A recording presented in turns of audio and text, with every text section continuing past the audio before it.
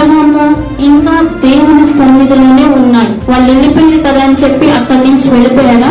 వెళ్ళిపోలేదు. ఎందుకని? స్థిరంగా అక్కడే నిలబడి ప్రార్థన చేస్తున్నాడు. ఇలా సొదొమ గొమొర్రాని నాశనం చేసేస్తే నా సహోదరు కొడుకున్నాడు కదా అని చెప్పి మనసులో చాలా వేదన పడతా ఉన్నాడు. అబ్రహాము సన్నిధిలో నిలుచుండేను, దేవుని సన్నిధిలో నిల్చుని ఉన్నాడు. అంటే సన్నిధి నుంచి పక్కకు వెళ్ళలేదు. మనం కూడా ఏం చేయాలంటే దేవుని సన్నిధిలో ఉండి ప్రార్థన చేయాలి. సన్నిధి అంటే ఏంటి? God's presence. అంటే మనం ఎక్కడైతే మనస్ఫూర్తిగా ప్రార్థన చేస్తామో, ఎక్కడైతే విరిగినలిగిన హృదయంతో ప్రార్థన చేస్తామో అక్కడ ఏం చేస్తాడు? దేవుడు కార్యం చేస్తాడు. అయితే మనం ప్రార్థన చేసేటప్పుడు కూడా యేసయ్య మన ప్రక్కనే ఉన్నారని మనం ప్రార్థన చేయాలంట. ఆ దేవుడు ఎక్కడో ఉన్నాడులే, మనం ఇక్కడ ఉన్నాంలే అనుకోకూడదు. దేవుడు మన దగ్గరే ఉన్నాడు, మనతోనే ఉన్నాడు. మనము ఆయన ప్రజెన్స్ లో ఉన్నాము.